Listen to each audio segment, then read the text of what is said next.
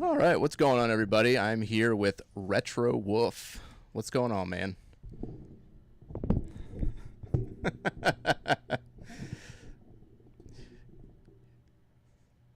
Not a whole. Just living the dad life, busy as I could ever be.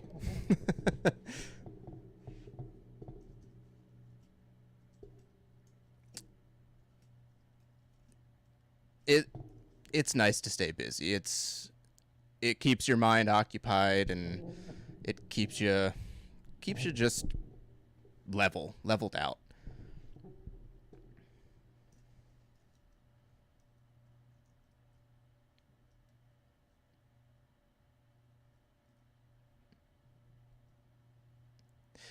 Yeah, like downtime, it's a necessary evil. You don't want to have the downtime, but you're happy when you have some downtime.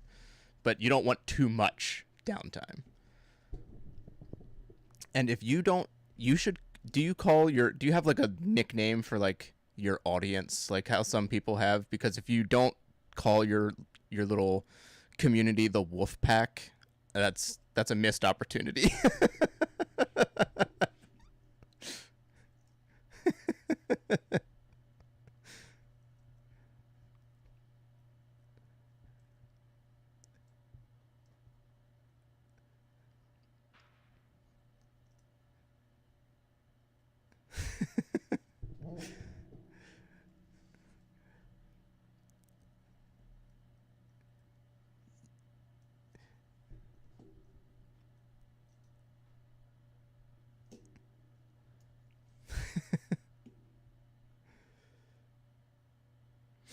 You could see them at conventions. And you could howl at each other from across the from across the convention hall.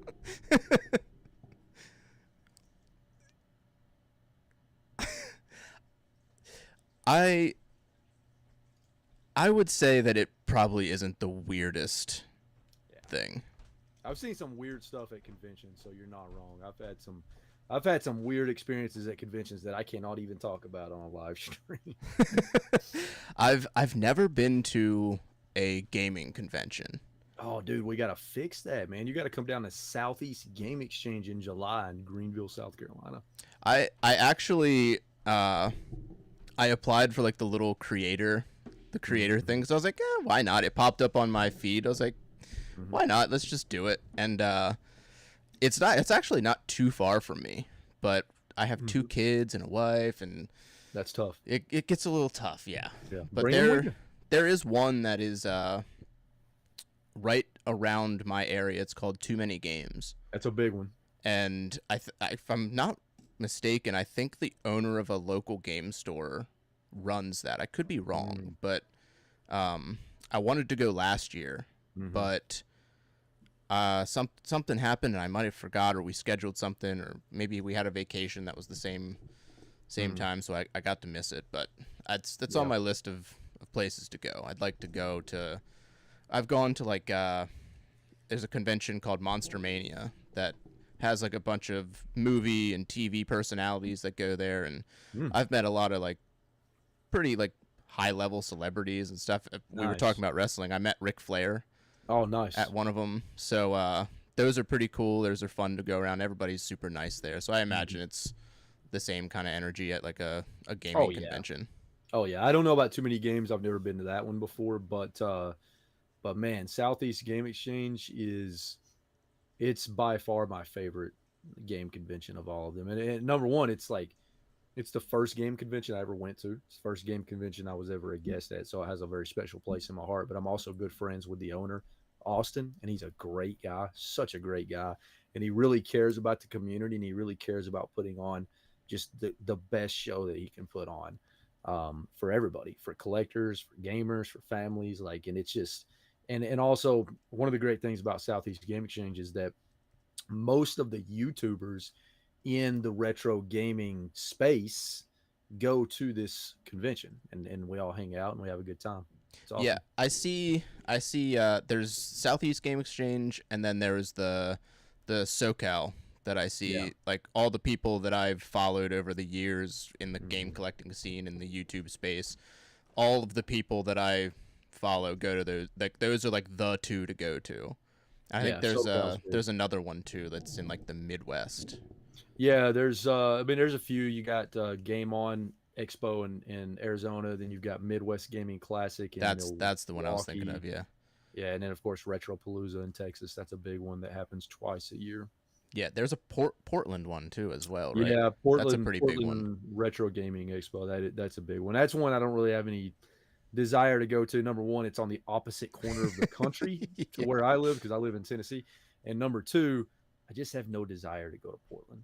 It's Yeah. just not as I'm not a city guy, and that's Nah, a city that I definitely don't want to go to. yeah. I'm not a city guy either. I can only handle so much city, Mm-hmm. and Same. once I've had enough, I'm ready to get out. Well, that's the great thing about Southeast Game Exchange, man. It's in Greenville, and Greenville's just a small. I wouldn't even really call it a city. I mean, it's a city, but it's like it doesn't feel like a city. You know what I mean? Yeah. So, what got you into like game collecting? What was the thing that really sent you down to what you are? Well, honestly, it is my editor's fault. My nephew Devin. It's his fault. He's the one that started it all. Kind of. I always blame him anyway. So this was back in oh man, early 2016. Um, I've always been a gamer. I've always been a gamer ever since I could hold a controller. I've always been a gamer. And when I was a teenager, I collected a little bit, mainly GameCube. I had like 90 GameCube games as a teenager, and like an idiot, I ended up selling them all. But um, so 2016 rolls around, and I'm like, man, I wouldn't mind playing some of those GameCube games that I had as a teenager again. And my nephew's like, hey man, I've still got a GameCube and a couple of games. You can have it if you want it. And I'm like, really? Cool. So I go over there, and he gives me the GameCube, a couple of games with it, a couple of controllers. And I go to my local game store, the Game Shack, which at this point I've done multiple videos on. I go to the Game Shack, and I literally bought every GameCube game that they had that I had when I was a teenager. So it was like 10 games. And while I was in there, I'm like, man, they got a bunch of NES games. I'm seeing a bunch of NES games I grew up playing, and Super Nintendo and Sega Genesis and all these games I grew up playing. But I started just buying a couple of GameCube games, and I remember I played through Paper Mario: The Thousand Year Door first, and that's a game that I loved growing up. So I played through that first, and then from there I was just like, man, I kind of want to buy every GameCube game that I had when I was a teenager. I kind of want to get all those games back, and I could remember the roughly 90 games that I had. And then I'm like, man, I wouldn't mind having an NES again and playing some of the NES games I had when I was younger. And I'm like, man, I wouldn't mind having a Super Nintendo. And then it just went downhill. Man, it was like a snowball rolling down a snowy hill, and getting bigger and bigger. And it evolved from there. And then finally in 2019, well, actually it was late 2018, me and my nephew, we were talking, and I'm like, I've always wanted to start a YouTube channel. And he's like, I know how to edit videos. And I'm like, let's partner together and start a channel. So we started the channel in January 2019, him doing the editing and me doing all the production and stuff. And then it just went from there. That's pretty sweet. I like the whole like family dynamic that Yeah. it got you started on game collecting again, and then it also got you started on like the YouTube journey. At the same kind of thing. That's pretty Mm-hmm. sweet. And Yeah. you are big into GameCube, which Oh yeah. I think the first time that I saw you was when I think it was you sold your entire GameCube complete set to Retro Rick, I want to say. Mm-hmm. Yep. You're right. You got it. Yeah. And that's how I found you. And I had a GameCube before I even had a PS2.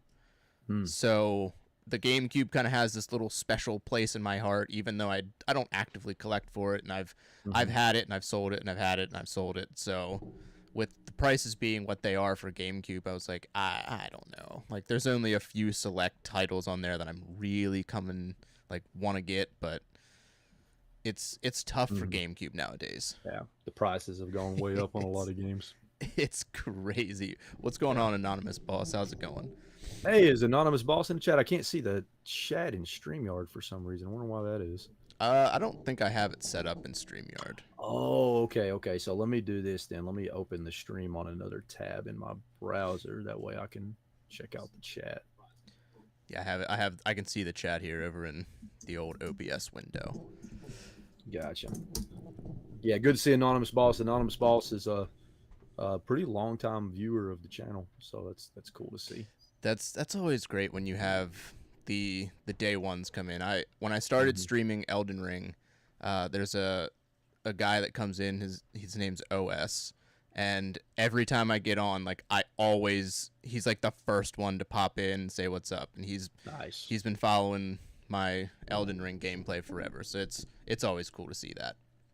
That's awesome. That's awesome. Yeah, it's always remember those people, man. I've got a few that have watched my channel since the very beginning, which is crazy to think about. One of them, his name's Jared. He comments on every video, and he's been with me since the very beginning. So it's always cool when that happens, especially because in the very beginning you're starting out really small, and at least for me, when I started out, my content was not good at all. It was really bad because I didn't know what the hell I was doing. I feel you there. Um, so it's cool to have somebody that has followed the whole journey and kind of seeing where you started and where you went to. It's just Yeah, cool. I think that's probably my favorite part of just any sort of content and stuff is the people that you meet along the way, whether it be other Yes. creators Oh or yeah. other streamers or just people that come into your channel Hmm. and stay and watch and pop in for your streams or comment in the comment section. Like that's my favorite part is like Hmm. that whole community building aspect of it. It's really cool.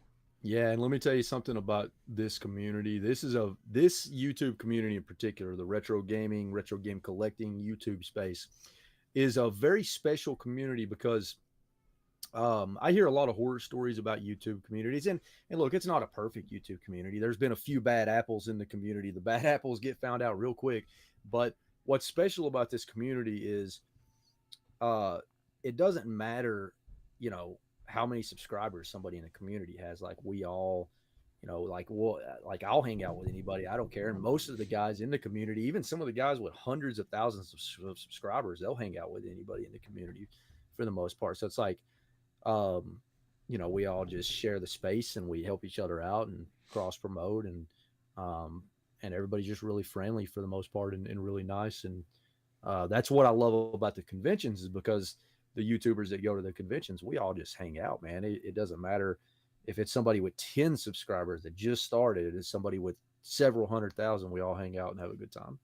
Yeah, that's what I've found out, starting this whole journey myself is, I've reached out to the people that I've watched, Mm-hmm. Mort.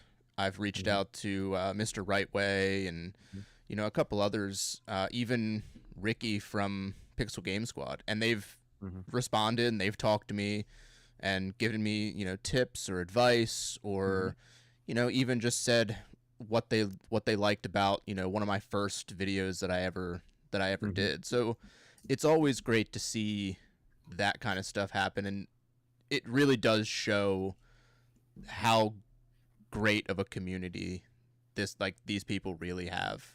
Oh yeah. Oh yeah, yeah, 100%. It's that's been one of my favorite things about the journey. Is just how awesome the community has been. Absolutely. So you said that you always wanted to do a YouTube channel. Hmm. What made you finally like pull the trigger and just go for it? Yeah, no, that's a great question. I think it's one of those things where it's like sometime around the end of 2018, I'm looking at my collection, and at that point, I had been collecting heavily for a couple of years, and my collection was pretty big. And we had just moved into this place, this double wide that I'm living in. We bought a piece of property, put the double wide up, and I started to make this kind of new game room. And that's when me and Devin, we were like, I was like, dude, I've got this big collection. Let's just do it, man. Let's just start a channel and just try it and see what happens. And so we did. We just jumped in head first, and we stayed consistent. Um, even though like I tried to be I tried to be very self-aware in that I knew that my content wasn't great. You know, I knew there was so much room for improvement, and I tried to not lie to myself about that, because it's really easy to do that when you first start out. You might think, oh man, this video is great, but in reality it's not that great Yeah. compared to what it Yeah. should be. So I tried to be very cognizant of that, and always looking for ways to improve and iterate and get better and better and better. And so that's what we did. We just kept trying new things, experimenting, seeing what works, what doesn't work, what do we like doing, what do we not like doing, and just kept evolving from there. And I still, to this day, I'm still trying to find ways to get better and do better, and try new things. I try to never stop learning, or getting like too complacent, I guess you could say. Yeah. But yeah, it was really just that. I looked at my collection and I was like, man, I've got this collection. Let's do something with it and start a retro gaming collecting YouTube channel. Yeah, that's the hardest part of about jumping into YouTube. It's finding your lane, finding what works, and really looking at what doesn't work and actually just being like, okay, that doesn't work. Let's put it over here, and not falling into the trap of like, I thought it was cool, so I'm gonna keep doing it or something like that. Even though Mm-hmm. it just makes your stuff worse, or it makes it a little cringy, or whatever it may do. Mm-hmm. Which that's what my like journey has been. I started it, I think it was probably about a year ago, and I had a buddy and we wanted to do like a podcast style. And Mm-hmm. I had like this vision that we would just talk about games and how they hold up or they don't hold up Mm-hmm. or whatever. And then it evolved to that didn't work out. So then it was me and my buddy just talking about, some topics in the gaming world and music and movies and stuff like that. And then that didn't work, and those friendships have fallen apart. And then I was left on my own, and I was like, shit, man, I don't know if I can do this on my own. Just talk Mm-hmm. to a camera, or find a whole bunch of guests to constantly have on, to have this plethora of people that I can just roll through. Mm-hmm. So now I'm in that weird spot of like, do I want to sit down, make content, and like talk to a camera, or do I want to go the route that I have been, just in a different way, and not so much a YouTube video style, but like a streaming style, which Mm-hmm. I've really been enjoying because you get to see the growth in real time. Yeah. People come in and raid my Twitch channel, or they'll have some people pop in, and people will be talking and conversing and Mm-hmm. stuff all in real time. So it's a whole different beast, rather than uploading a video and just watching the numbers just Yeah. constantly go.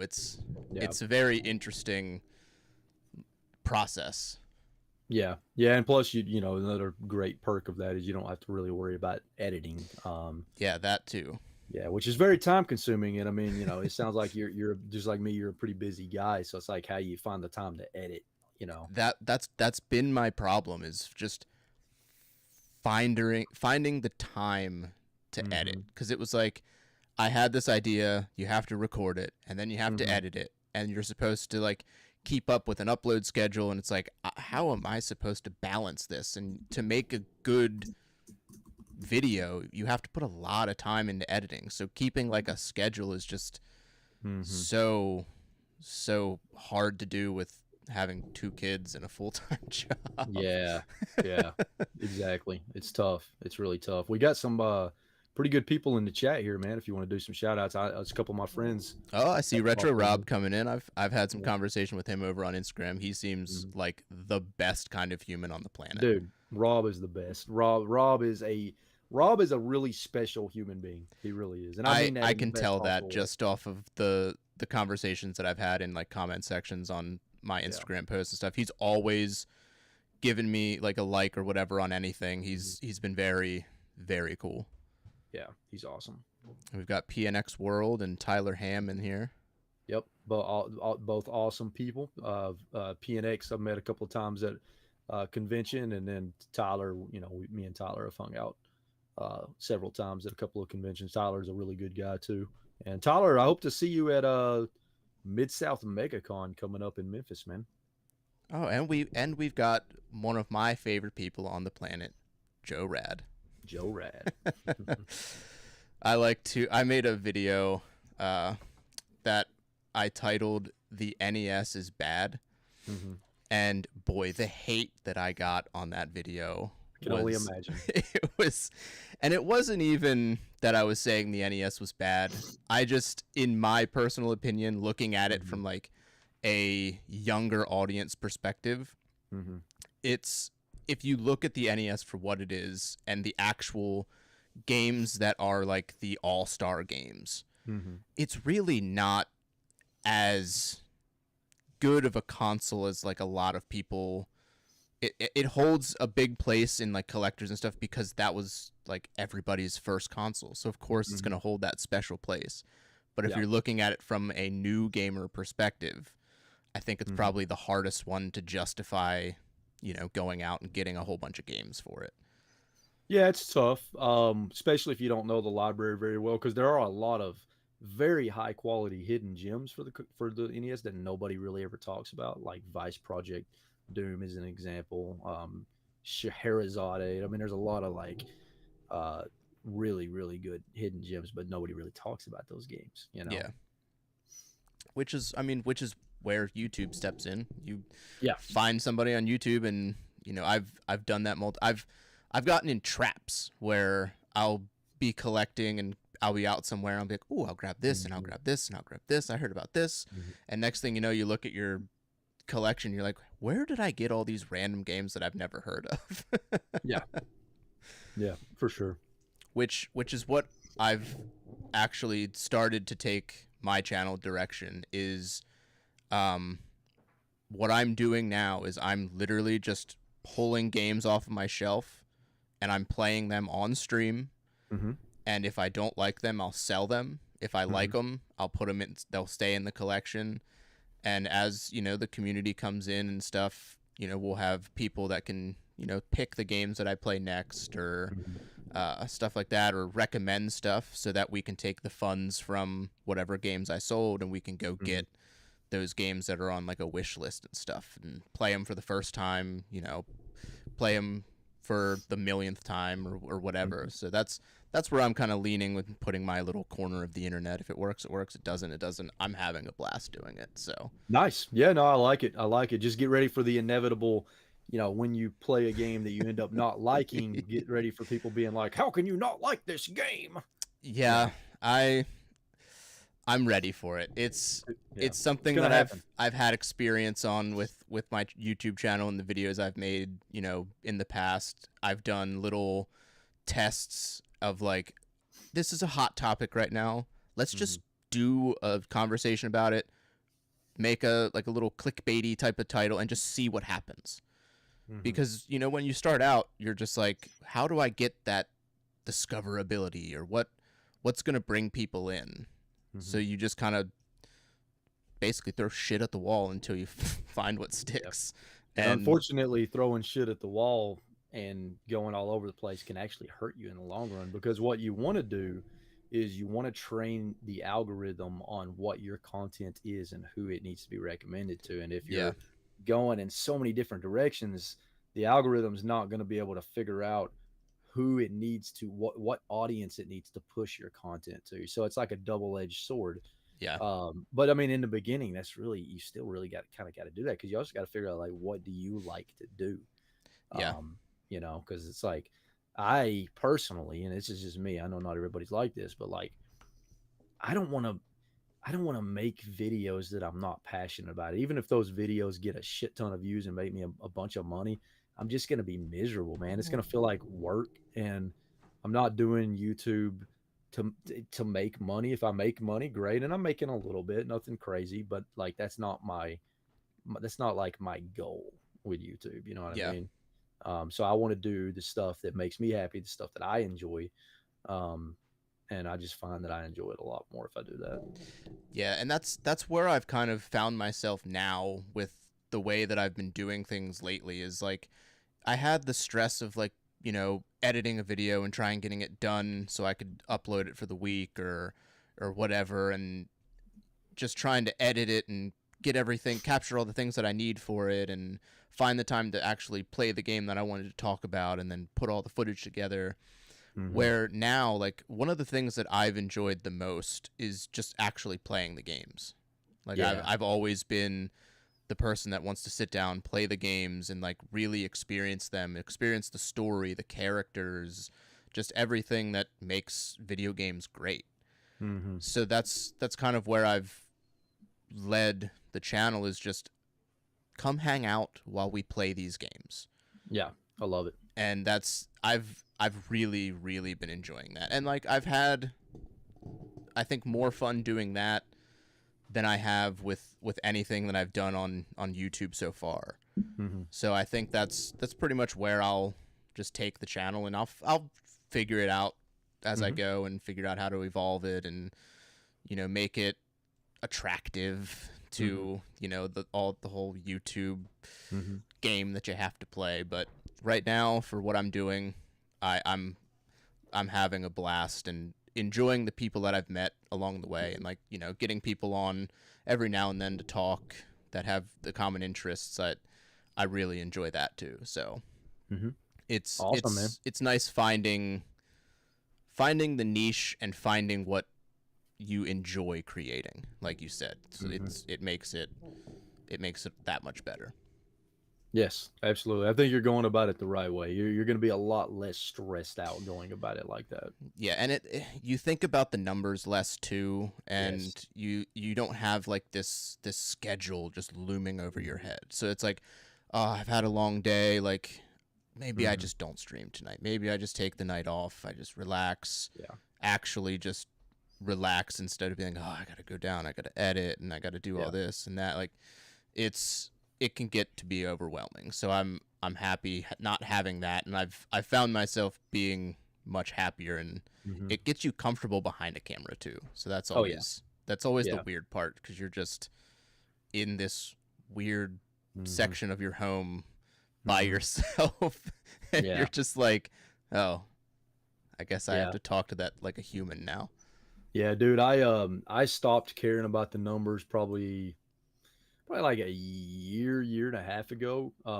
Because I'm just like, I just stopped caring about the numbers because I found myself a lot happier and a lot less stressed if I don't focus on all the analytics and all the numbers. And I have a lot of friends that like they focus on that hardcore and they analyze it, analyze every detail of it and figure out what it's telling them. And that's cool. I respect them for it. And I could probably grow more if I did the same thing. But number one, I don't have time to sit here and look at all these numbers. Um, and number two, it just causes me too much stress to do it. So I just stopped doing it. And here's the thing. What I do for a living is I'm a business analyst. That's all I do is work with data in my day job. I don't want to come home and Yeah. look at more data and analyze more data. I do that to get paid.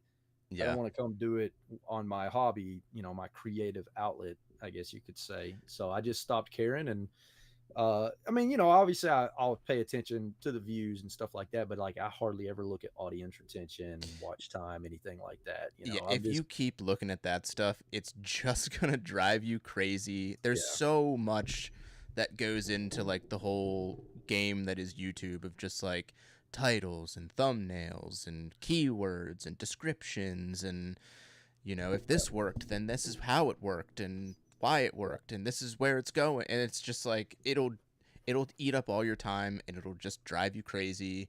Mm-hmm. Just it's better to just let it happen and just do what you like to do. And if it works, cool. If it doesn't, who cares? You tried. Also, I've found that I don't care what anybody says, nobody understands the YouTube algorithm. Even YouTube doesn't even understand their own algorithm. Anybody that tells you that they understand the algorithm and they act like they're an expert in the algorithm, they're not. Nobody understands this algorithm. Nobody can keep up with it. Nobody can make sense out of it. People might be able to understand little bits and pieces for a brief amount of time, and then it's just completely different. So, Yeah, what's the point in chasing that? Something that's just going to be constantly changing that nobody really understands. I would rather just have fun and enjoy what I'm doing. absolutely. Now, I 100%. now I will say I do get it for people that YouTube is their career. Like if that's their career and that's their full-time job and that's how they make their income, That I can get. Yeah, you kind of have to pay attention to it at that point. Right, you have to at that point. If you're relying on YouTube for your income, then that's when you got to get a little bit more serious. But I'm not relying on YouTube for my income. Now, I, I I have to be careful though because my nephew Devin, he edits, and the deal we made is we're 50-50 partners. So he makes 50% of every bit of revenue the channel brings in. He gets 50% of it. So and he edits for other channels too and makes money from other channels, but I still have to keep him in mind because it's like I can't just completely not care. You know what I mean? I do have to Yeah. care to a degree because I want to make sure that we're still bringing in some consistent, ad revenue and stuff like that so that he can make some money. But for me, for my own personal self, like I don't stress out about it. Yeah. Yeah, it's just better that way. And I what PNX said here, it all depends on whether the algorithm wants to push you the right way or not, and being pushed on Mm-hmm. suggested sucks, and it's, browsing is where it matters most, which is 100% correct because I've had stuff that is just like done nothing and then it kind of catches that little Mm-hmm. suggested or whatever, and then I'm like, why am I getting so many views or hours watched or whatever? And then I'll look at a video that I did like 3 weeks ago and I'm like, how did that get there? How'd that get up so far? Mm-hmm. And and then what retro Rob has I feel like he's always working on a project. He's always doing something. Good. Stay busy, Rob. You're retired. You got to stay busy, man. He's just like, yeah, I'm a YouTube guy. Never mind, now I'm in plays. Rob, hey, Rob is a man of many talents and a man of many exploits and a man of many hobbies, and I respect him for it. It's very respectable. It's a cool thing to I like that. I like having your hand in a little bit of everything and just trying stuff. Yeah.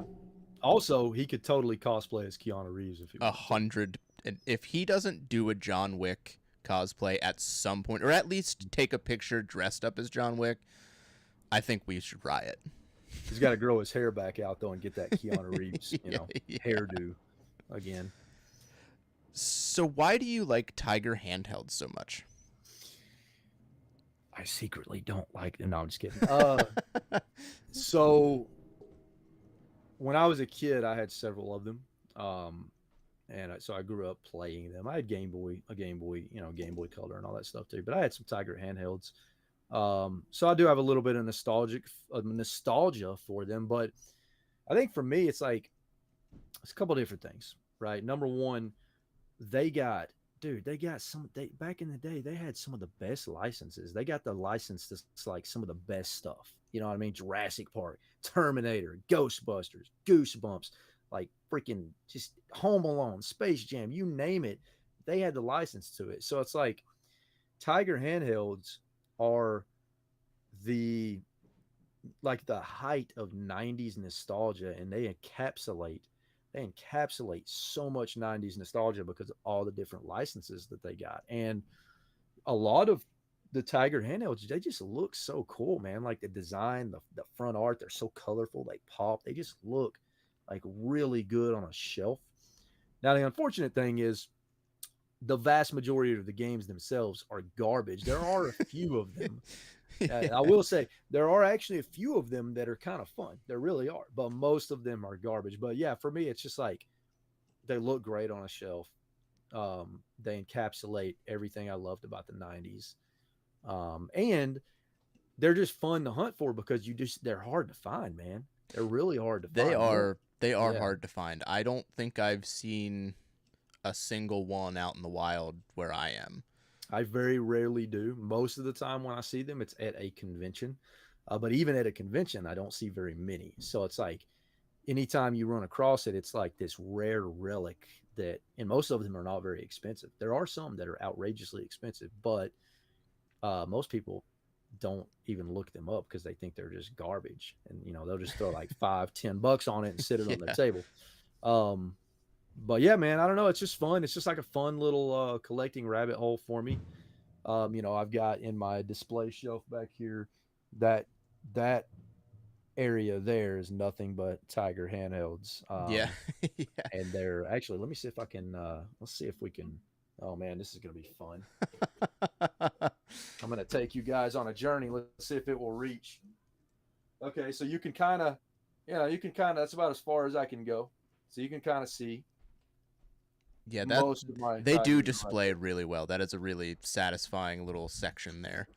It is. It is. I had a lot of fun putting that together. I 3D printed all of the stands that they're sitting on. So So do you it was do the cool. 3D printing as like a little side gig, or is that just for you when you're like, I need something, I got it?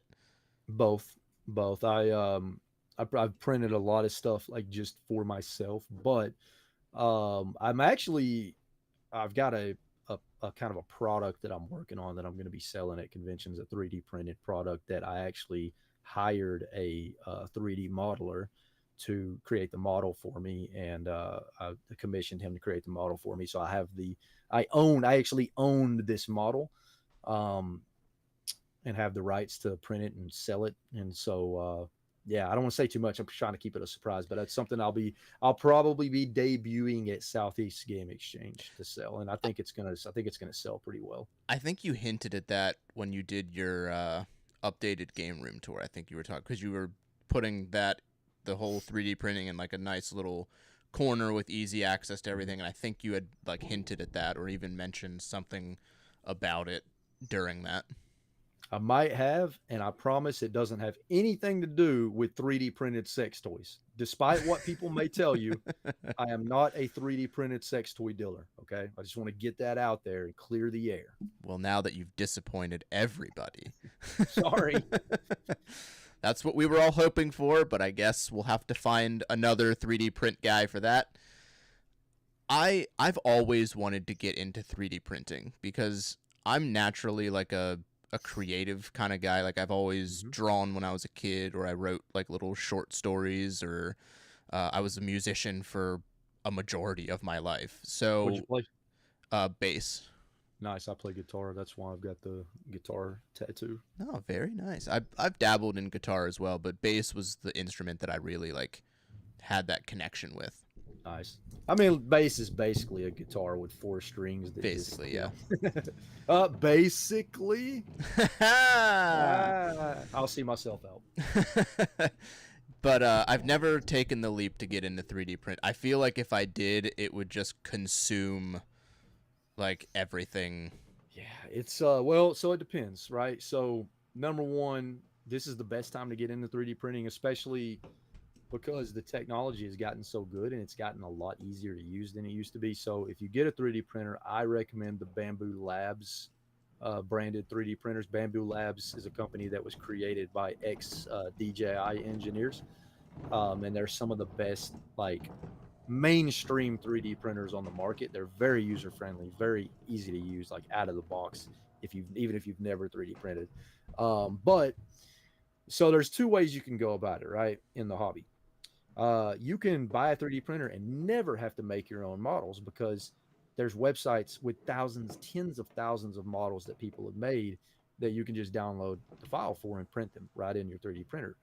You can also, if there is like a special custom model that you want that nobody else has made, there's plenty of people you can hire like on Fiverr to make the model for you. But then if you want to take it a step further, you can go down the rabbit hole of learning how to create the models yourself, using any number of 3D modeling softwares. And there's a lot of resources out there. I've dabbled in it a little bit. It's a lot. It's very complicated. It definitely you're not going to learn overnight, um, but it is doable. But that right there is like the deep rabbit hole of 3D printing is learning how to do your own models. Yeah, that's where I would get into a lot of trouble because I've seen so many things that people have made, and I'm like, I would love to like do something like that and take my own Mhm. spin on it. If you hear a bunch of noise that's coming through my end, my wife is vacuuming in the kitchen. So I can barely hear it. It's not bad. okay, cool. It's really loud for me because it's literally right above me, but Punch the ceiling. Ugh. yeah. Oh, Brandy's in here. Look at that. Yeah. Yeah, I would go down the rabbit hole and just go so far, and it's Hmm. I did I actually picked up. Have you ever heard of perler beads? I have, yeah. I got, or Santa brought some of those for my daughter, Mm-hmm. and we got like the Mario 3 pack and Animal Crossing and Star Wars and stuff, like the pre-packages that come with like the way that you make them and little designs that you can follow. And I thought it was really cool. And then I started doing one. I was like, man, I could get into this. And I Oh yeah. actually did. I went looked at an image because the Mario ones had like you could make little Mario, big Mario, the Koopa shells. And I was like, what if I did a big background of Mario 3 and just put Mm-hmm. those on like top so it had this 3D look to it. Mm-hmm. And I did that, and I was like, this is awesome. And I looked like at the picture, and I did it all by just looking at it, and it turned out really good until I Mm-hmm. went to iron it, and Oh I no. screwed it all up, and I tried so hard to go back and fix it, but I had to throw it away. So Mm. it took me a lot of time, so I'm kind of burnt out on that, but Mm-hmm. it's one of those things where it's like I'll come back to it when I'm ready. Like Mm-hmm. I'm still, it's still a fresh wound. Yeah, that's awesome, man. I've never tried it. It definitely looks like something I would enjoy. It's very Um, satisfying. If you, yeah. I feel like if you like making things and 3D printing Mm-hmm. them and like putting them in displays, like you're kind of falling into that like category of where you sit down, you start to do it, and you're like, oh yeah, Mm-hmm. this is satisfying. Yeah, I have no doubt. Is there a specific game, console, or a collectible that you're actively searching for that's like your holy grail bucket list item? That's a good question because I mean, like, obviously, I could go with the obvious answer and say, one of the 19 GameCube games that I have left for a complete set, but I'm not even going to go there. Let's see. Hmm. Um, that is a tough one, man. Something where if you see it and it's the right price, it's an auto. Just yeah, that's 100%, and it's just gonna take like a centerpiece in the game collection. The Panasonic Q GameCube console. That's a solid choice. Those Yeah. have I've seen so many of those on like game collectors that I watch. Everyone's like, Hmm. oh hey look, I got the Panasonic Q, and I'm like, I thought that was supposed to be like this crazy rare this thing, and Hmm. it seems to be like kind of common. It's like a DVD player too, right? Yeah. Well, what has happened is there's people that through either contacts in Japan or just finding places to buy them, they people have found ways to get them imported from Japan because it was a Japanese exclusive console.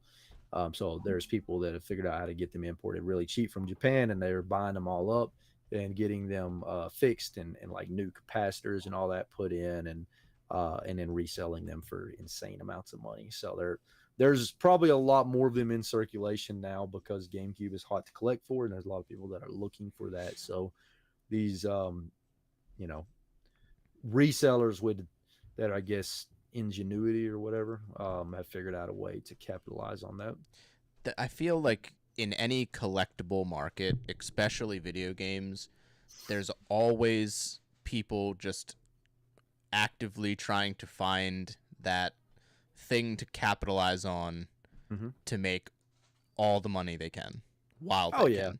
Oh yeah. I mean, look, this is why I don't understand why people get so upset about resellers in the retro gaming space because literally every single category of collectibles through human history since we've had currency has had a reseller market. This is not some new concept. This always happens. It's just the way it is. What's the point of getting mad about it? I think a lot of the reseller hate comes from jealousy. You know, they're out Some of that, finding yeah. the deals, they're out there actively being able to grab what they want, and then they're trying to Mm-hmm. make a profit and flipping it. And I know like that whatever people want to do for like their little side hustles, good Mm-hmm. for them. That's great. If you're got the time and the availability to go and make your rounds to every thrift store within a 50-mile radius. Mm-hmm. It's a lot of work. More power to you. That's great. Mm-hmm. The thing that I kind of don't like about that is the people that do it that they don't take the time to research what they're doing and what they have. It's completely ruined the Facebook marketplace around me. It's an absolute nightmare now. Are you talking about the people that ask just outrageous prices for stuff? Yeah. Yes. I've seen so many things where it's like $150 more than what it should be. And I'm like, I'll give you this for it. And they're like, absolutely not. I know what I have. Don't even bother. And then they block me on Facebook. I'm like, oh, okay. So that's either one of two things. Either that is what I call a unethical reseller, which those do exist, or it's somebody that they're not really a reseller and they're just an idiot and they don't know what the hell they're doing. They don't know how to properly price stuff. It's one of those two things. Yeah, there's a game store that I love going to near me. It's called Game Traders Club, and the guys there, they're great. They're really friendly. They're not like a typical, you walk into a game store, you talk about video games, and they're like, oh yeah, they're well read on everything, but they know what they have. They price it accordingly, and they're willing to like work with you if you're like, hey, this is going for about this price. Would you take this for it? And they're like, yeah, that's fine. And that's the way it should be. That's the way it should be. There's some other game stores that are around me. I will not say them by name, that have just gone off the deep end. And I've said this before. They had a Game Gear game that I wanted. It retails for like $40 to $45. They had it at $75, and that was a hard, I can't go lower than that. That's ridiculous. Yeah, man. I was in Florida on the Panhandle earlier this year, and me and my buddy Chris, he was with me. We went to this game store in Pensacola, Florida, and it was one of the prices in this game store were the worst I've ever seen in my entire life in a game store. And here's the thing. This game store also had one of the most insane inventories of games I've ever seen. There were tens of thousands of games across all consoles, all over this game store, everywhere, from everything from common to extremely rare. And you know why they had so much inventory? Because they're not selling a damn thing, because their prices were insane. Dude, no joke. I'm not even exaggerating. Some of their prices were like 200% market value. Some of their prices were like, a game is selling for like 100 on eBay. They were asking like 180. That's Dude, insane. It was, and what sucked about it is, no joke, they at the time I had 21 or 22 GameCube games left. Dude, they had like 10 of the GameCube games I needed, complete in box. But their prices were so insanely outrageous that there's no way in hell I'm gonna buy, one of them. And it hurt because they had so many games I needed, man. And I could tell that they're not gonna bring their prices down. And apparently they have a reputation for it. Dude, it was awful. I've never seen prices that bad before, and I just don't understand how they even stay in business. They sell Pokemon cards and like anime statues and stuff too. That's probably where a lot of their income and stuff comes from, because the store that's local to me that I don't really care for, they're kind of a necessary evil for me, but their whole store has been overtaken by like giant anime figures that are like all but 7 feet tall, and it's just insane, and you get overwhelmed by all the stuff that's in there. There's like, it takes attention away from the games, and then when you finally find the games, and you're like, okay, would you take this for that, because this is way higher than it should be? And they're like, we can go like maybe $5 less, and you're like, that's still like double the cost. What are we doing here? Yeah. But the great thing about Game Traders Club is it's a hike from me. It's about an hour, 15 minutes or so, and like the way that they run their business is fantastic. and the inventory that they get for their location is mind-blowing. Nice. They just bought a complete Wii U set. Damn. They've bought a they bought a complete N64 set before they moved their location. So, and they have a constant flux of like super rare PS1 stuff.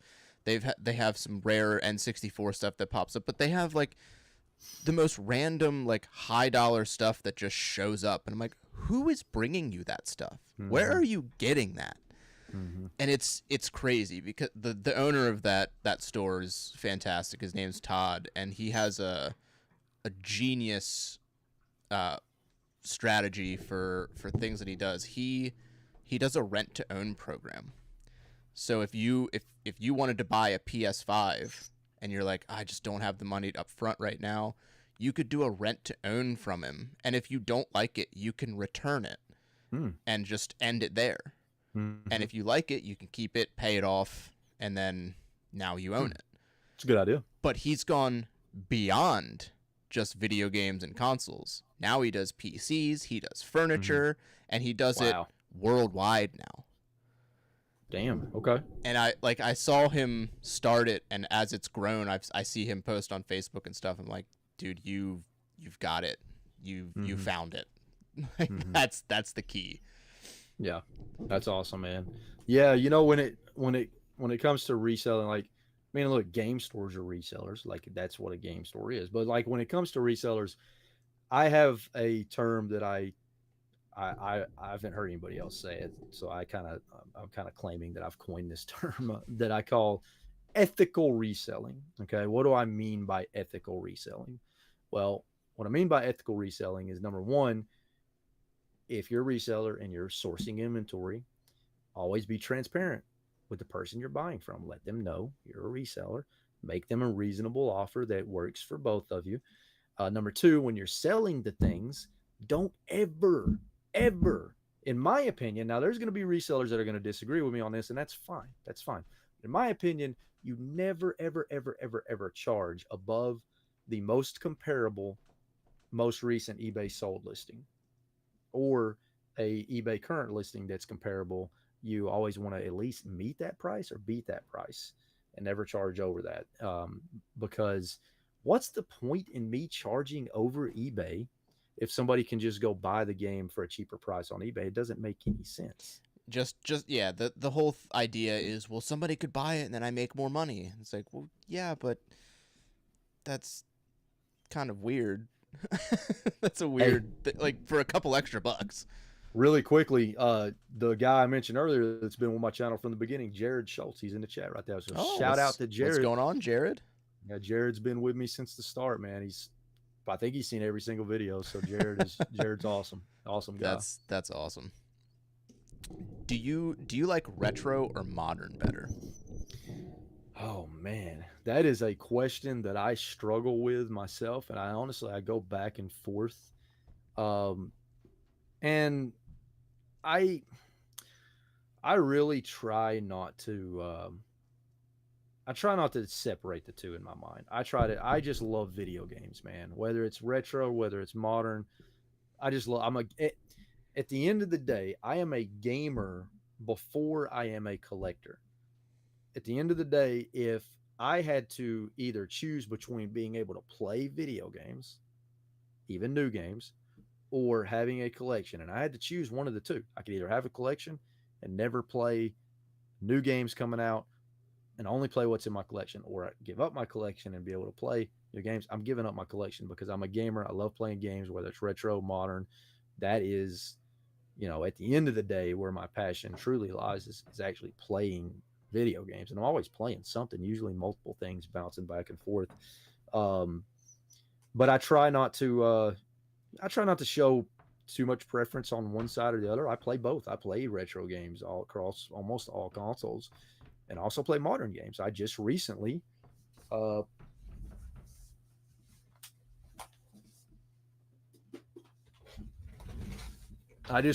played and beat this game that just came out, Atomfall. Played and beat it on the PS5, and I freaking loved it. And now I'm playing RoboCop, the new. Well, it's not new anymore, but the RoboCop game that released. I heard that's Uh, really good.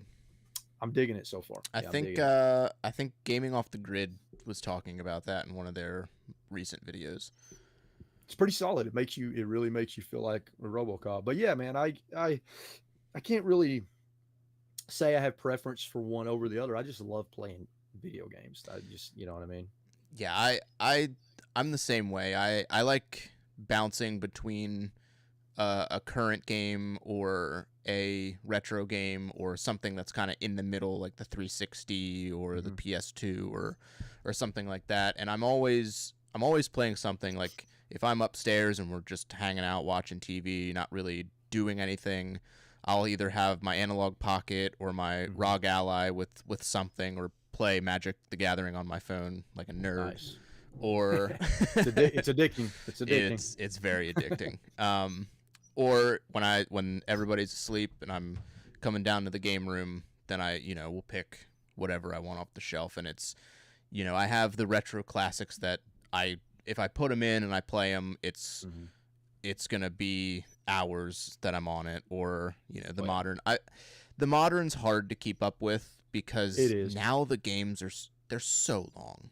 They're ridiculously long, and I like committing that time to that. It's like, okay, this takes how long to beat? 100 hours? So what is ridiculously long to you? Because everybody has their threshold. I'd say like when you start reaching that 60, 70, 80 hours to actually beat the game, that's when I look at it and I'm like, okay, I don't know.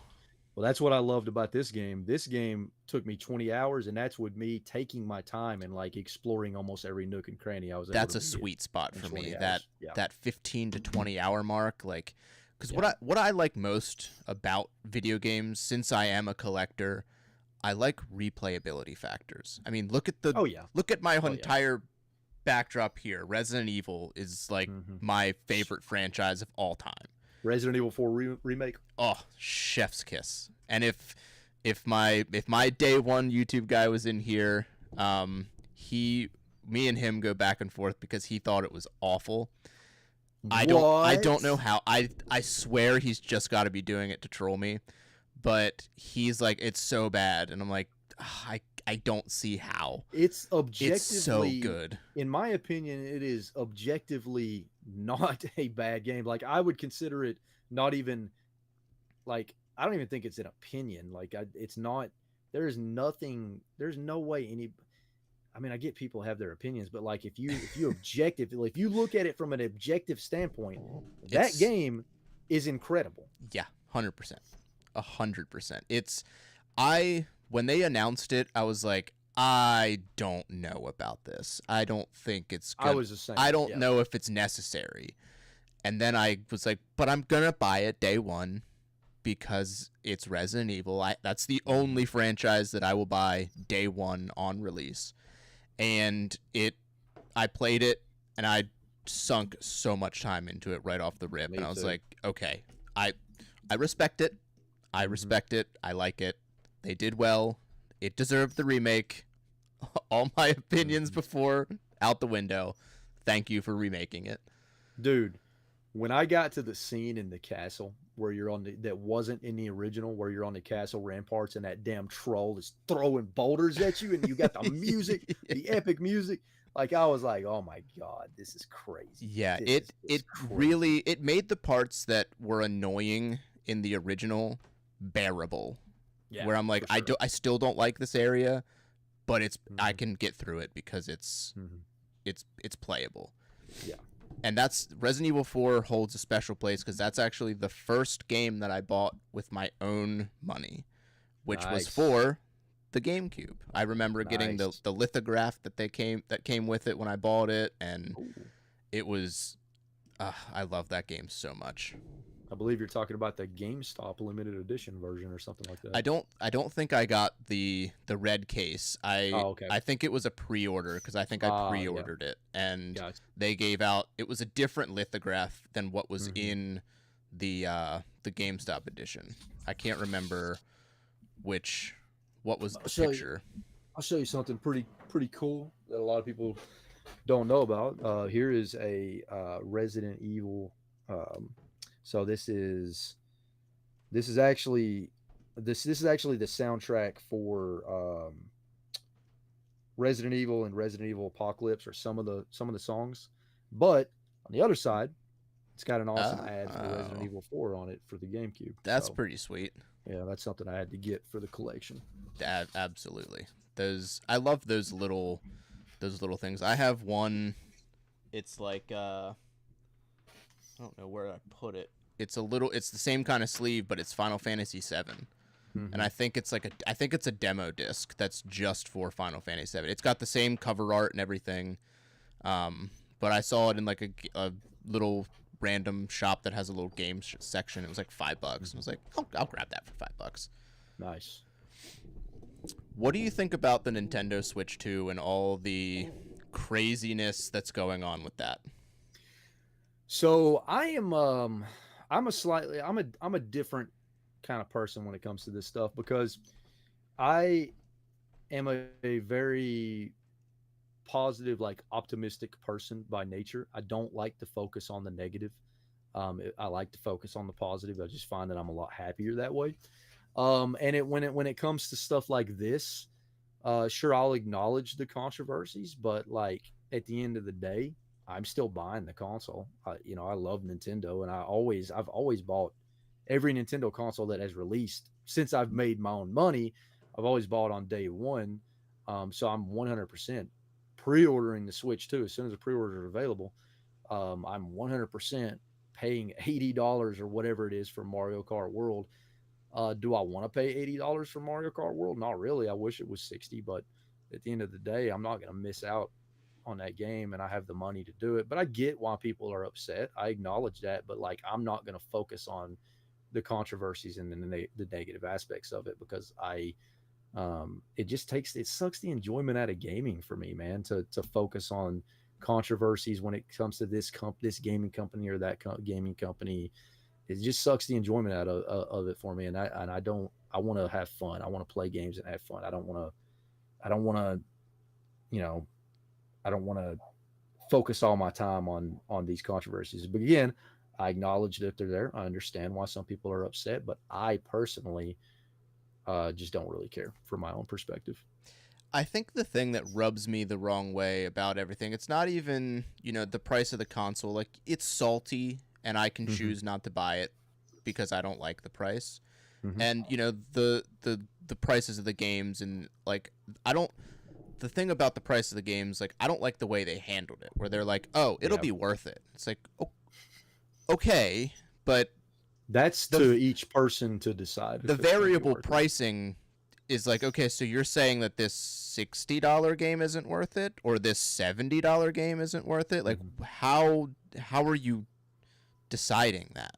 I don't Yeah, like that. That yeah. that kind of was weird. And then the whole thing about the upgrade versions. So if like you Mm-hmm. have the cart but you want graphical updates, it's this price. But if you want Mm-hmm. story updates, it's this price.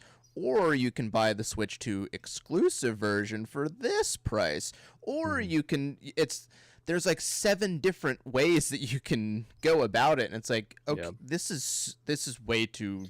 confusing. You I couldn't simplify it a little bit. Yeah, I have a feeling that within the first year they'll probably change some of that up, and be, they'll probably, because they're going to get a lot of negative feedback. They already are. So they're I would imagine within the first year or so they'll probably make some changes to their business practices on that front, and change things up.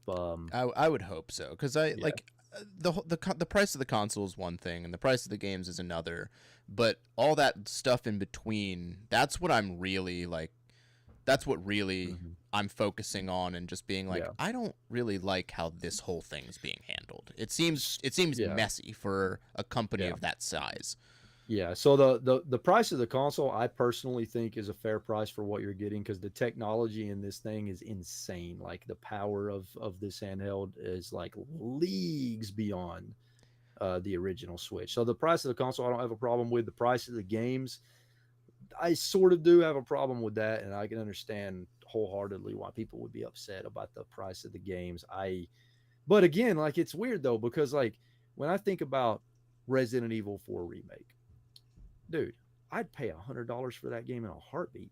But that's at me after the fact, knowing how amazing of an Yeah. experience it is and how much gameplay I got out of it. But also, I also think about a lot of things, and a lot of people make these kind of points. It's like, so you said you have two kids, right? So you Hmm. got a wife and two kids. So that's a family of four. So if you go to watch a single 2 hour movie or whatever at the movie theater, you're probably spending like 80 to $100 between the tickets, Oh yeah. between the popcorn for that single hour and a half to 2 hour experience, that And you if don't you've even seen my daughter eat popcorn, you're gonna need two large buckets. She yeah. will house popcorn.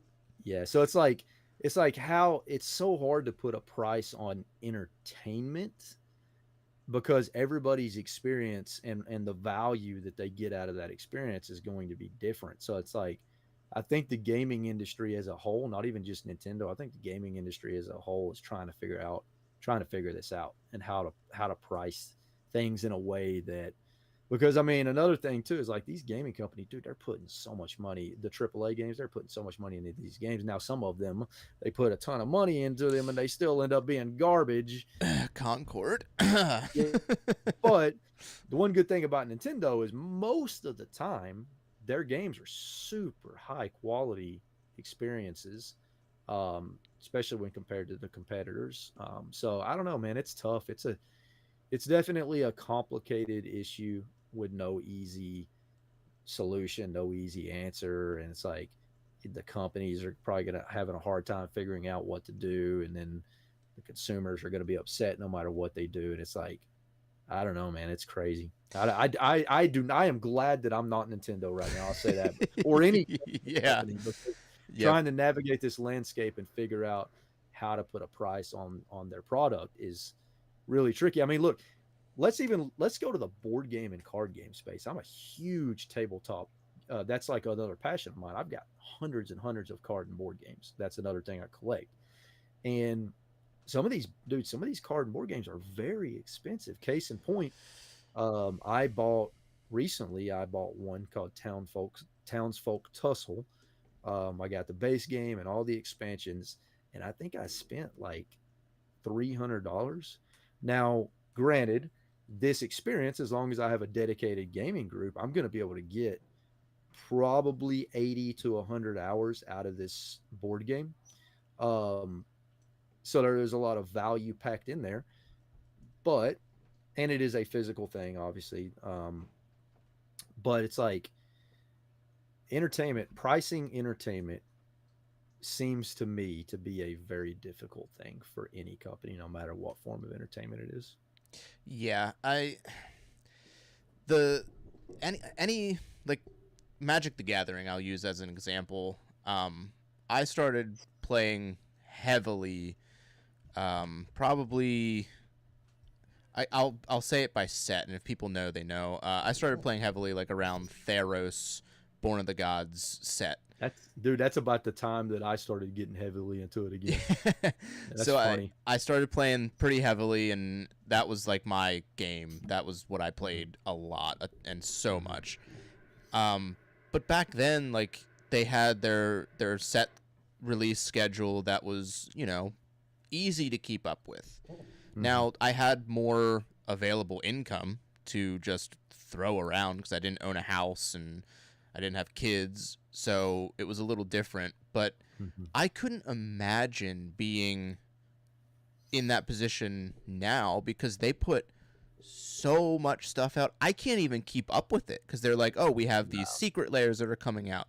We have this set that's coming out. Oh, we're leaking this set. Oh, by the way, we have this crossover set that comes out. Oh, and we have all All the this commander commander decks. products. And Yeah.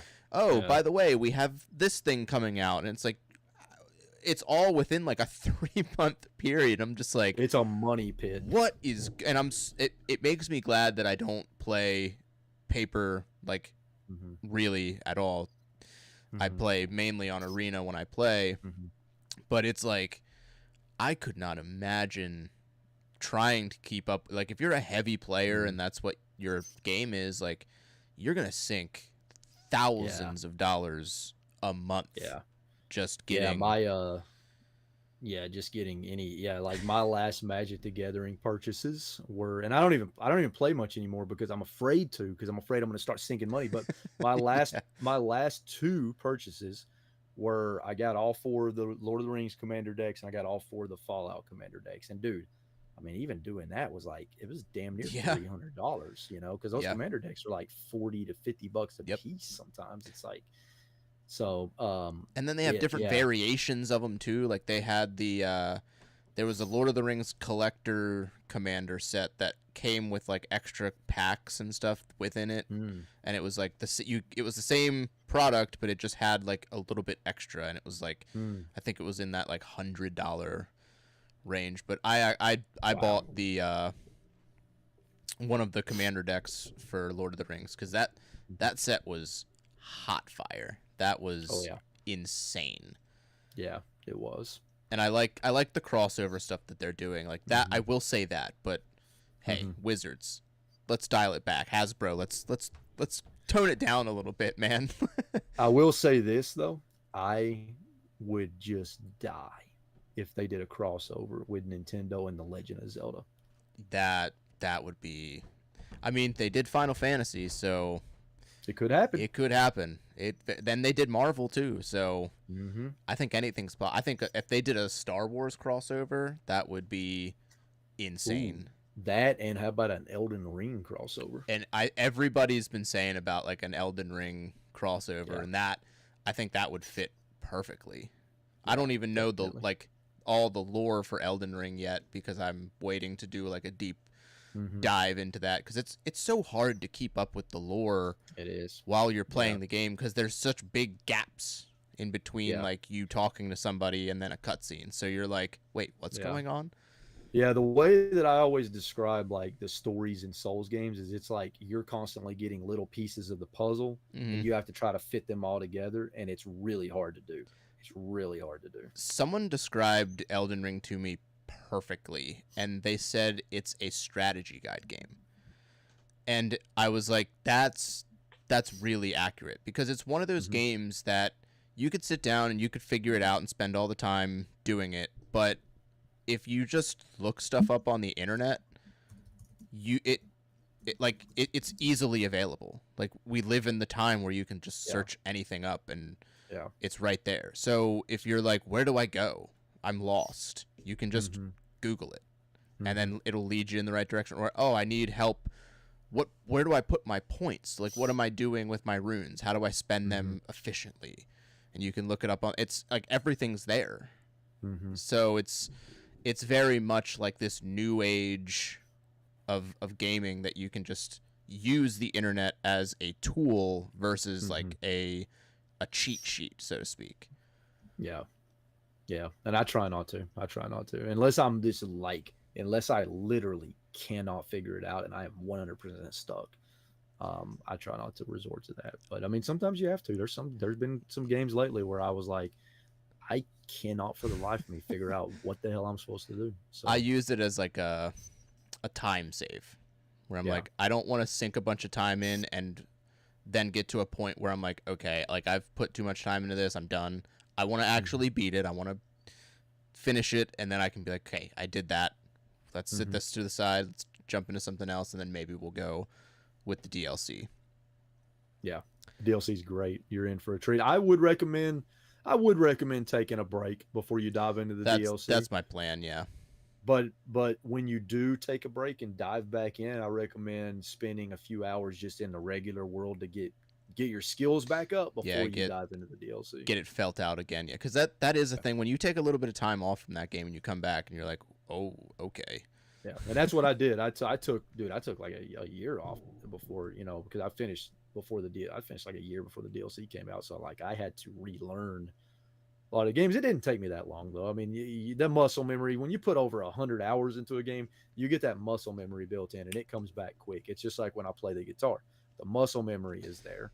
You yeah. know, Is there any holy grail that you've ever had to turn down, where you saw it at a convention or you saw it in a store and you're like, I would love to buy this because I really want it, but I can't make it make sense right now. Um, yeah, I mean that's happened a lot. I'll go back to the Panasonic Q. It's happened a couple of times actually with the Panasonic Q, mainly at conventions. And I had one opportunity to get one that had been recapped before the price like doubled on it, and I kind of wish I had gotten it, but I don't think I had the money because I think it was still like $800 or $900 or something like that. Um, but yeah, definitely the Panasonic Q. That I there was a Resident Evil chainsaw controller. It was the PS2 one, Yeah, and yeah. I had the GameCube one at the time. It was sealed. Mm-hmm. So I went to this flea market that is semi local to me, and they have a game section, and a guy that owns like it's a pretty sizable like game spot. So I went Mm-hmm. in. He had the PS2 one, and it wasn't sealed. It was opened, and he had it priced like $150 over what it goes for. And I was like, all right, if this was sealed, it would make sense, Mm-hmm. but it's not sealed. So I was like, hey man, this isn't sealed, so like you have it marked at sealed price. I said, but it is open. What they're going for here, would you take this much? And I think I was like offering like maybe $50 or $40 over what they were going for, Mm-hmm. just to hope that I could grab it then and there. And he was like, nah. Mm. I was like, well, and I tried to kind of be nicely explain the pricing situation there, and I was like, I will buy it cash in hand right now for this. This is Mm-hmm. what they're going. This is a little bit more than they're going for on eBay and stuff. Like, I'd love to have this in my collection. And he was just like, nah, I'll sell it for that price. I was like, I don't think you will, but okay. And that was one where I was like, I really want this, and like there was that little part of my brain that was just like, dude, just spend the money for it. Just it's Yeah. right there. But I was I'm like, glad you didn't. I gotta stand my ground here and just Yeah. not pull the trigger on it. It Yeah. sucked to walk away from, but it Yeah. it hurt. Yeah, I've been in situations like that where there's something I really want to buy and their price is just too much, and I'm like, I'm even though I really want it, I'm not going to pay that much over what it sells for. I'm just not going to do it. Yeah, if they describe it to me and they're like, "Look, we overpaid for this, so we're really just trying to get our money back." That's one thing. Like I can be Mm-hmm. like, "Okay, that's respectable. Good luck." Mm-hmm. But when they're just like kind of rude about it, it Yeah. it makes it that much worse. Where you're just like, "Dude, come on, man. Like I was nice to you. Yeah. I this and that. Like just tell me like in a nicer way that you don't want to Mm-hmm. sell it for that price, and we can move on." Mm-hmm. Yeah. It's ridiculous. Yeah.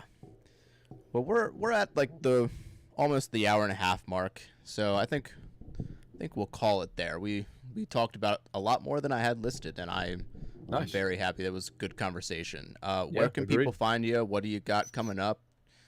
Go ahead and plug whatever you Mm-hmm. got. Yeah, YouTube, Retro Wolf. Just type in Retro Wolf, should be the first thing that pops up. Instagram, I think it's retro underscore wolf underscore YT. And then X, I think it's just like Retro Wolf YT or Retro Wolf underscore YT or something like that. I'm not really sure. I don't even know my own handles. uh, but just mainly on YouTube, right? This Sunday, I have a pretty epic game store. So one of the types of videos I do on the channel is I do tours of different game stores. With typically the owner or a very knowledgeable employee, they'll take me on a tour of the game store, and then I'll buy some stuff from the game store to give them some business, give them some more money. So I've got a very very epic and awesome game store tour for a game store in Florence, Kentucky, called Nostalgic Video Games, and this game store is amazing. It is absolutely incredible. Huge selection of games, toys, just insane stuff. And then they've got a custom arcade that you can pay like $10 or something to gain access to, with just a ton of amazing arcade cabinets, including some custom cabinets that they've made themselves, which is pretty wild. So that's going to be dropping this Sunday. I'm very excited for it. And then what do I got coming after that? Actually, you know what? I think I've got my video schedule pulled up on a different tab here. Oh, the Sunday after that, I am doing a updated game room tour. on the channel. So I usually, if the game room has changed enough, I'll do a updated game room tour every year. And obviously, as you know, I redid my entire game room from I scratch. loved Did a that video, makeover. by the way. Thanks, man. That video was a lot of work over I several months. I would have fumbled through that if it were mine. I had my game room where my son's room is, Hmm. and the plan was to eventually move it to the basement, and we were going to finish Hmm. the basement. So when COVID hit and we got free money, we were like, Hmm. I guess now's the time. Yeah, So we just why not? finished the basement, and we have a family side on that side, and my game room's over here, and my wife's kind of giving me shit because it's starting to bleed over, and I'm like, it's Yeah, okay, it's all right. yeah, I it's all right. so I'm constantly trying to figure out like Hmm. different configurations and stuff. So Hmm. maybe I should do a game room tour at some point. You should. It's a good way to drive people to the channel because game room tours typically get picked up by the algorithm pretty good. Make sure you have game room tour in the title somewhere Yeah. if you can. So I would definitely recommend doing that. But yeah, so I've got an updated game room tour. I'm actually filming it. I think I'm filming it Sunday, but it's going to come out next Sunday. So that'll be cool because uh, there's a lot of stuff in here that I want to talk about. Some cool stuff that I've especially recently I've gotten some pretty cool stuff. And then beyond that, just convention videos, more game store tours, more game room tours, and hopefully hopefully I can do some like I try to every year I try to squeeze in some like really unique video ideas that are outside of what I normally do. So hopefully I can get some more of those going this year too. Yeah, I really like the videos of the other like the game room tours that you do with other people. Yeah. Um I watched the one that you did with Brandy, and Hmm. Yeah. that her game room is one that is a spectacle. It It is is a a spectacle. It's spectacle. insane. It is insane. I To this watched that. day, yeah, to this day, it's my number one performing video on the channel too, which is crazy. I watched that and I was like, the things that she has and just like the how Yeah. she remembers like certain stories with the items too. I'm just like, that is, Yeah. you can tell that she really like has just the Oh yeah. biggest burning passion for this stuff, Oh and yeah. Oh yeah. to have some of the things that she has and the offers that she's had on them, and she's just like, nah, I'm Yeah. keeping it. I have a higher purpose for it. Yep. Not a lot of people have that control, and No. that is a level of passion that I don't think many people have. Yeah. Brandy just oozes passion. Like she Yeah, is authentic. Like anybody that ever calls her like a fake collector or a fake gamer, they're an idiot. very much so. Yeah, yeah, she's super friendly and so nice. I Oh don't know yeah. how anybody could even say anything negative about her, quite honestly. Yeah. That's the internet for you though. Yeah, yeah, the internet's it's a beautiful place. Yeah. But yeah, man, that's pretty much what I got coming up. I'm pretty excited and we're slowly closing in on 25K, which is going to be, that's like that's a big achievement. Hey, Usually, that's a big number. yeah, I mean, I never even expected to hit 1,000, and the growth's been slow, but that's fine. I'm pretty happy where I'm at, even if I like barely grow anymore, I'm having fun Yeah, and, that's what really matters. I've really focused less on those numbers nowadays. Like I yeah. used to be like, man, why am I not getting subscribers and this and that, and what Hmm. do I need to do and how do I get the number? And then I just like shut all that down. I was like, look, if they come, they come. If they don't, they don't. Who Yeah. cares? Yeah. Also, what a lot of people don't realize is the subscriber number really doesn't mean much because most of the people that subscribe to your channel are not going to watch your content at all. Yeah, That's called a I've dead noticed that too. subscriber. Yeah, yeah, Yeah, that's called a dead subscriber. Most of my watch time is from people that are not subscribed to the channel. yep, So it's like, 100%. Yeah, I've noticed that too. I look at the lives that get uploaded and it'll be like not subscribed 99%. I'm like, oh well. yeah, All yeah. right. Yeah, I think mine is like 75% of my watch time is people that are not subscribed, and 20%, 25% are people that are subscribed, something like that. So, and that's a pretty consistent number that a lot of people get. So that's just the reality of YouTube. People are watching people's content and not subscribing, and people are subscribing and not watching the content. It's Yeah. really weird. Yeah. YouTube Oh well, is a very weird place, but yeah, thank you for coming on. It was great yeah. having you on. I And enjoyed it, man. Really enjoyed it. if you're not subscribed to him, go do it and watch his videos. Thank you. Don't not watch the videos and subscribe. Thank you. Subscribe and watch the videos. And anybody that came over from my audience, be sure to subscribe to him too and check out some more of his podcasts and his Elden Ring live stream he's doing right now. Yeah. Oh, we did get PNX and Jared. Thank you for the subscriptions over on YouTube. I appreciate nice. that. Nice. I just saw those in my activity feed over here. Nice. But until next time, guys, I'm Dad's Game Room.